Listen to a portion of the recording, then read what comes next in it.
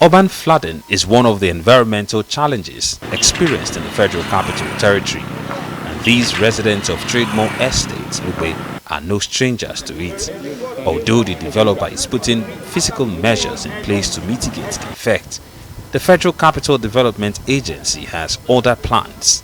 The FCDA plans a massive demolition of over 95 structures, including a police station, a school, shopping complex and residential buildings in the estate, which they say are responsible for the flooding as they were built along the waterways. This does not sit well with the residents, who accuse the authorities of being insensitive and at the verge of causing a humanitarian crisis. Our grievance is that the minister approves demolition of 23 houses in Trademore. But yesterday, Monday, when they came to mark houses, they marked over 100 houses. And we are bothered in whose approval do they have to mark those extra houses. Particularly, most of the houses that they mark are not on waterway. And if for any reason there is any house on waterway, we can, with history, we know that this estate has been in existence since 2007. And the first time we had water issue was in 2014.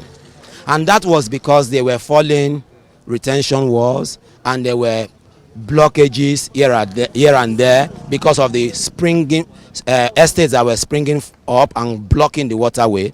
And also the collapse of the dam at Aleita. The residents say the government is complicit because they have not carried out some of their responsibilities. Now, we've earlier suggested a redistribution of water from the source.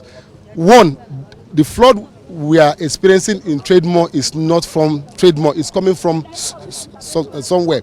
From the source, they can look at where is this water coming from and do a rechannelization or redistribution. Secondly, we also learned that there is a dam in Aleita, and we know what the dam represents. Once there's an overflow, it causes harm. There is supposed to be a buffer that should be looked into. Secondly, after Trademore, the outlet is narrowed. That outlet up to the main express will need to be opened up. Without doing that, even if they demolish the whole of Trademore, it will not solve the problem. When contacted, the FCDA says the demolition exercise is a holistic approach to resolving the flooding crisis. They also say the evacuation notice was served more than 2 years ago.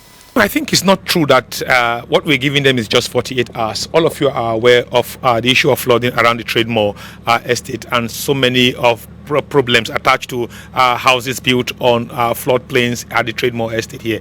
We have been on it for, I think, about 2 to 3 years now. Many buildings there were marked. We assessed the situation and discovered that there is the need to actually free up the area around Trademore and save lives. Most of the things we talk about that involves Trademore is about saving lives. It's about flooding. It's not about the issue of giving you. If we said, okay, we have marked buildings before for removal and we are coming to this point now to actually say, let's give you a final marking, that can be 24, that can be referred to as 48 hours marking. And the main thing we must all understand here, flood will not give you 1 hour. The day the cloud is darkened, the day the cloud releases the rain, it falls down and the flood comes and life is taken again at that area, nobody will ask us why. When we found structures that impede on the free flow of water, we continue to mark them because, one, most of the structures there, if not very many of them, don't even have building plan approval. While the exchange between the authorities and the residents continue, the rains wait for no one, and demolition of these structures will no doubt create a huge humanitarian crisis.